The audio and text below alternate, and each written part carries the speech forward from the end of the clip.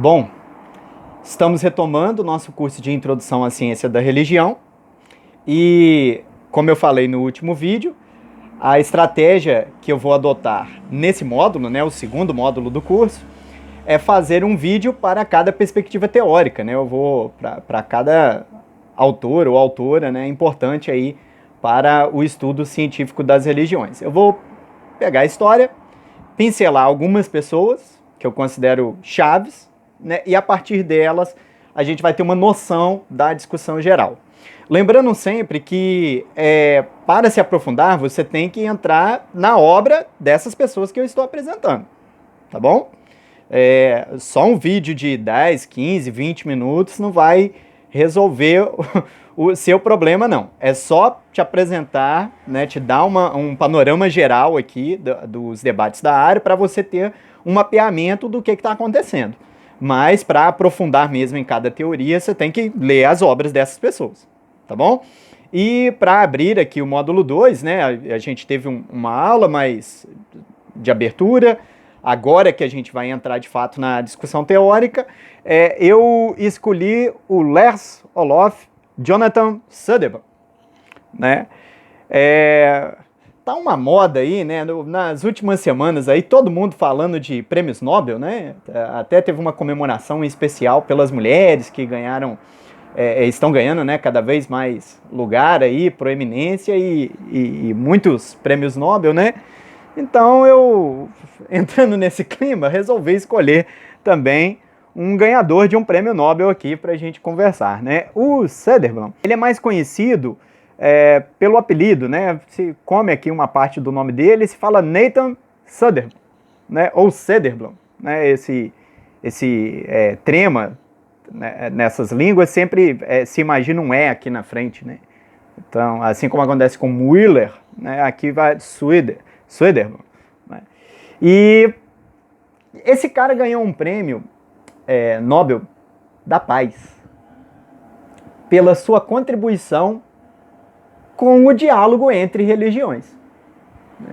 Essa contribuição dele foi muito importante ali no início do século, especialmente porque foi um período muito conturbado, sabe? Ali os anos 10, os anos 20, nós experimentamos a primeira grande guerra, né? Se chamava assim, né, a Grande Guerra, porque ninguém era tão pessimista para pensar que poderia haver uma segunda, né? Mas a Primeira Guerra Mundial, né? Então, naquele clima ali havia uma preocupação assim a respeito do que as religiões poderiam ter feito, ou principalmente o que o cristianismo poderia ter feito para evitar aquilo, né? Então, nesse clima ali, não só por isso, mas por outras coisas, né, conjunturais ali, algumas pessoas se destacaram pelo seu esforço em fazer povos diferentes se entenderem. E o Söderblom, ele se destacou aí nesse esforço de entendimento entre religiões diferentes, ou entre povos de religiões diferentes, né? Ele ganhou esse prêmio aí em 1930, mas ao finalzinho da sua vida. Por conta desse prêmio, né, ele foi convidado para ministrar as palestras Gifford, né? Se você não sabe o que é isso, consulte o módulo 1 desse curso, né? Mas, e nessas palestras Gifford, ele publicou um livro, né, derivado delas, chamado The Living God, né? Seria o Deus vivo, né? O Deus vivido, alguma coisa assim, né? Como Deus é vivido em diferentes religiões, né? A experiência de Deus em diferentes religiões tem uma pegada assim, né? Nessa fronteira aí entre a ciência da religião e uma espécie de teologia das religiões, né? Ao longo do curso eu vou especificando melhor o que seria isso, mas para início de conversa, assim, nesse módulo 2, eu acho que a principal contribuição que o Söderblom pode trazer para a gente é a respeito da busca pelo que há de comum entre as religiões, né? Vocês devem se lembrar que eu trato aqui disciplinas como mesas de trabalho construídas artificialmente para a gente discutir a respeito dos aspectos da realidade. Na mesa específica dedicada ao estudo das religiões, começou a ficar muito conturbado aqui o processo. Porque a gente foi pegando as religiões, né? As várias descrições das religiões e foi entulhando aqui papel em cima dessa mesa. Chegou no momento em que a gente precisava organizar esse material. Esse problema aconteceu no século XIX, produziu algumas soluções, mas o ápice dele é o início do século XX. Assim. O pessoal fala, ó, chega, agora a gente tem que botar ordem nessa bagunça. Né? Tem religião demais aqui, descrições demais, a gente tem que encontrar alguma maneira aqui, algum critério para a gente organizar isso. Porque, como eu falei com vocês, o critério aqui é o cristianismo. Mas as pessoas nem sempre estão tão conscientes disso quanto trabalham. Né? O critério para decidir o que é religião ou não ainda é aquilo que eu falei o módulo 1 todinho. Né? A ideia de que o cristianismo é apenas um tipo de um conjunto maior de coisas.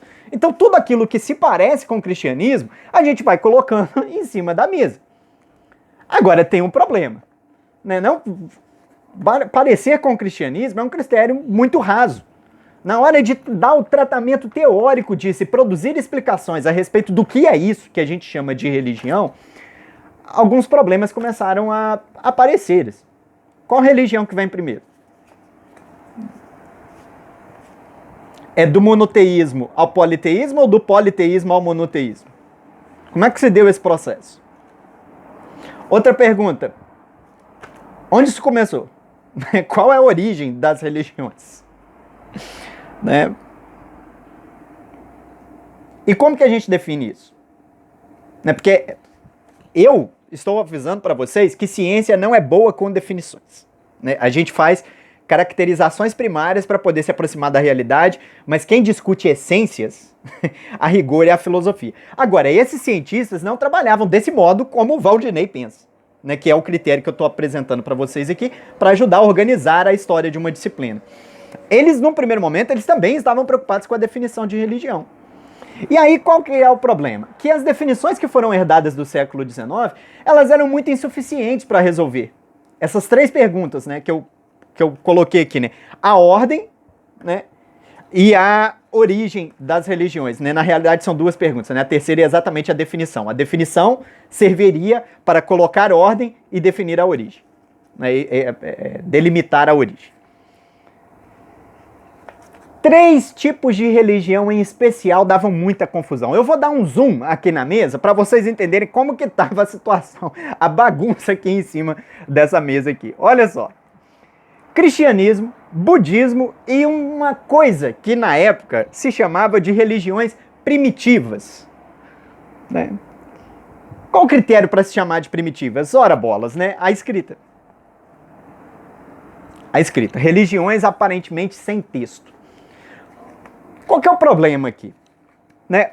O cristianismo foi servir no meio de parâmetro para colocar as religiões e aproximá-las aqui. Só que na hora que chegou o budismo, já deu o primeiro quiprocó. Por quê? Se acreditava que religião é crença em seres sobrenaturais, crença em deuses. Aí na hora que a gente aproximou o budismo, deu ruim. O budismo, pelo menos grande parte do budismo, não acredita em Deus. Não tem uma ideia de Deus, tal como o cristianismo. Não tem exatamente seres sobrenaturais. E aí, nisso, ele não se parece com o cristianismo. Tudo bem, tem texto sagrado? Tem texto sagrado. O cristianismo também tem.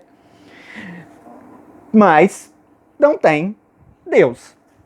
E agora? Mas esse não era o único problema.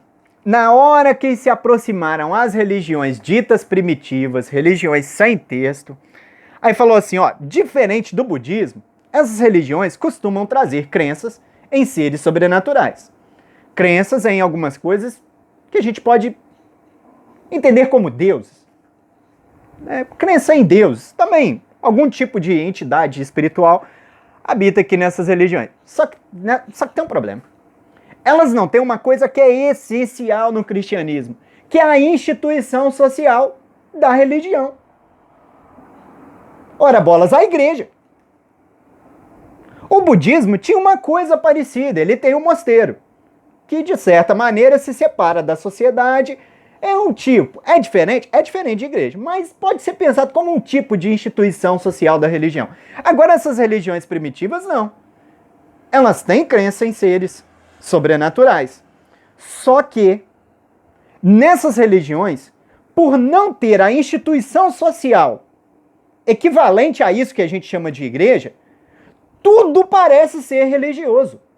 A religião tem uma simbiose com a cultura. De forma que os antropólogos tinham extrema dificuldade de achar a religião. Por quê? Porque a religião era basicamente tudo. E aquilo que é tudo não é nada. Entende? Como é que você diferencia o religioso do cultural nessas tradições? Virou um problema. Porque com qual critério nós vamos chamar tanto o cristianismo, quanto o budismo, quanto aquilo que os povos da Amazônia, do novíssimo mundo, né, que é a Austrália, ali no norte da Austrália também, aquelas ilhas, as populações da África, com qual critério nós vamos chamar isso que essas populações fazem, isso que os orientais fazem e isso que os ocidentais fazem pelo mesmo termo? Qual o critério? O que é que tem em comum?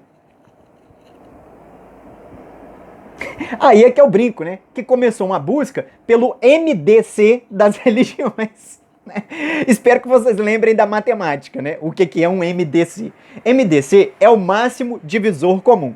O que acontece? Quando você tem números muito diferentes, de grandezas diferentes, você pega dois números e precisa reduzi-los para encontrar alguma coisa comum entre eles, você pega o máximo divisor comum, ou seja, o número máximo em que você possa dividir tanto um número quanto o outro para que eles fiquem equivalentes. Porque quando você pega essas duas grandezas e divide, você tem como resultado fatias iguais. Isso é extremamente útil quando você quer distribuir, sei lá, um rolo de tecido ou turmas, né, diferentes de alunos. Você quer pegar e reduzir a grupos de tamanhos equivalentes, né? Aí você usa o máximo divisor comum.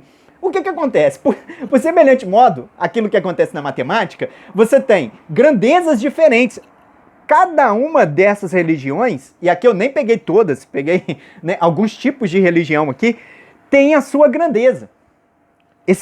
As religiões primitivas têm a sua grandeza, o cristianismo tem a sua grandeza, o budismo tem a sua grandeza. E a gente não sabe muito bem como organizar isso. Qual que era a intuição? Se você achar o máximo divisor comum, ou seja, aquilo máximo que elas têm em comum, você vai conseguir descobrir, né, um critério para poder criar equivalentes. Para poder reduzir cada uma delas, que tem a sua grandeza particular, a um elemento que possa ser útil. Para quê? Para definir a religião, para definir a origem da religião, quando é que ela começou, e para definir como a gente organiza.